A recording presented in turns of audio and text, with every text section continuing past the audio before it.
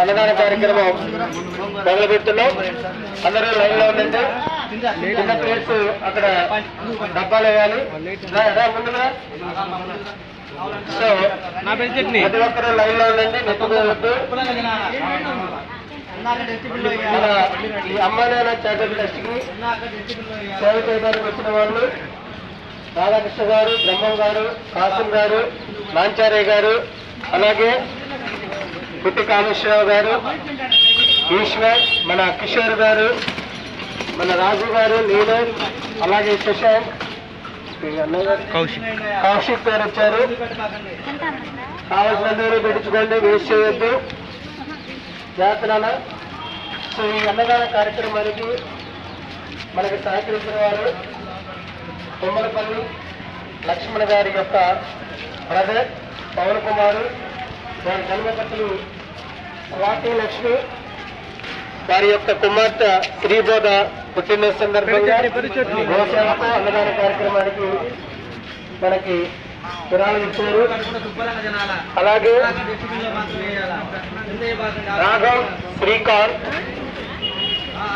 శ్రీకాంత్ వారి యొక్క ధర్మపత్ని మౌలిక, వాళ్ళ కుమార్తె భవ్యశ్రీ సాయి 22వ తారీఖు పుట్టినరోజు. దాని సందర్భంగా మనకి అన్నదాన కార్యక్రమానికి గోసేవకు విరాళం ఇచ్చారు. అలాగే కావూరి వెంకట రాజేష్, విజయలక్ష్మి కుమార్తె కావూరి కార్తిక, హర్షిత్ శ్రీ సాయి.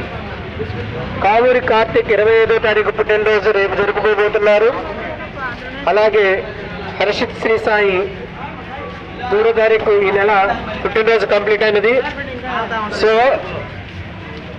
ఈ సందర్భంగా గోమాత ఆశీస్సులతో, ఆయురారోగ్యాలతో, అష్టైశ్వర్యాలతో చూసుకోవాలని చెప్పేసి కోరుకుంటున్నాం.